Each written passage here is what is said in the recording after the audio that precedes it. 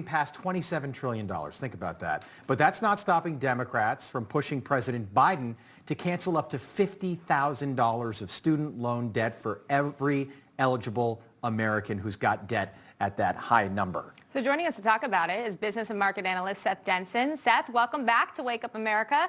So obviously a hot topic for a lot of folks. Chuck Schumer has been pushing for 50 grand in student loan debt to be wiped off the books for thousands. You know, what are you hearing about this and what's your thoughts on it? Well, listen, this has legs, and it can be done, and this may actually be able to be done without congressional oversight. I mean, according to the Higher Education Act of 1965, the Secretary of Education has the right and the ability to effectively cancel debt if they see fit, held by the U.S. government in this way. So it'll be an interesting take. But let's go back to the numbers. I think that's really important here as you start to think about it. In the United States today, there's roughly $270 trillion in assets. $4 trillion of that is held by Uncle Sam. They're talking about canceling roughly 40%, almost 40% of the total assets. Now, under the Obama administration, the United States lost its credit rating from AAA down to 2A. And here's the reality. It looks like Biden may be trying to keep that trend, because if we cancel almost 40% of our U.S. held assets by the federal government, you can bet that our credit rating would go down. All right, so right now 43 million Americans have $1.6 trillion in student loan debt in this country. Obviously, big university is the one that I don't think gets talked about enough. We talk about big tech, we talk about big pharma.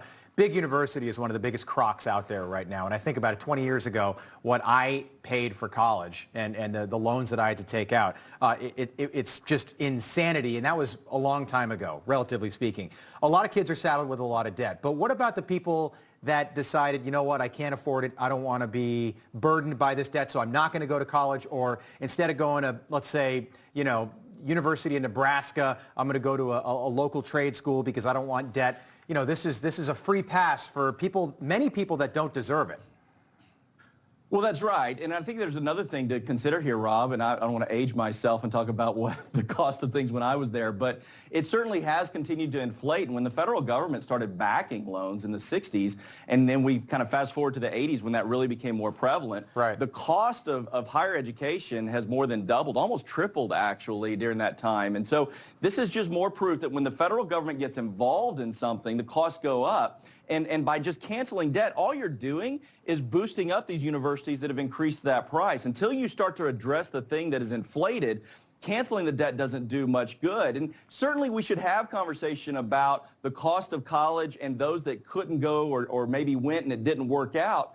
But all of that being said, you can't do this in a bubble and just say we're canceling debt, because, by the way, you're not canceling anything. You're just transferring the debt to the backs of the taxpayers. That was my next question, Seth. You know, this is another one of those double-edged swords. Well, like when we last talked about raising the minimum wage, on paper, at first, it sounds fantastic. More people get more money, right? Students don't have to pay their debt anymore. But it is just transferring that debt. Who's going to end up paying for it? American taxpayers? American taxpayers, and sadly, because of the way that our debt is situated now and the amount that we have, it's not just us, it's our grandchildren and great-grandchildren that are ultimately going to pay for this. Listen, we're already way in the hole. The coffers are dry. There's no money. Yeah. But that's the big challenge here as you start to think about where this money goes. Who doesn't hurt from this? Big universities, as you mentioned, Rob, right? They're going to continue to inflate, they're going to continue to grow, and they're going to increase their tuition. Yeah, it's the biggest scam out there is big universities. You're looking at it, some of these schools are up around $70,000 a year. I don't care how much money. You got to make $1 million a year for that to be at all even remotely feasible. And it's just the price of these universities. And that's one kid. What if you got, I've got two. They're a long way off from college. But I have a quick question for you. Then I want to talk about something else that happened we saw in the markets over the weekend. But is this, so Joe Biden countered saying maybe we'll do $10,000 instead of what Chuck Schumer wants, and that's $50,000 of student loan debt. Is that through executive order? There's some questions about the legality of doing that with the swipe of a pen.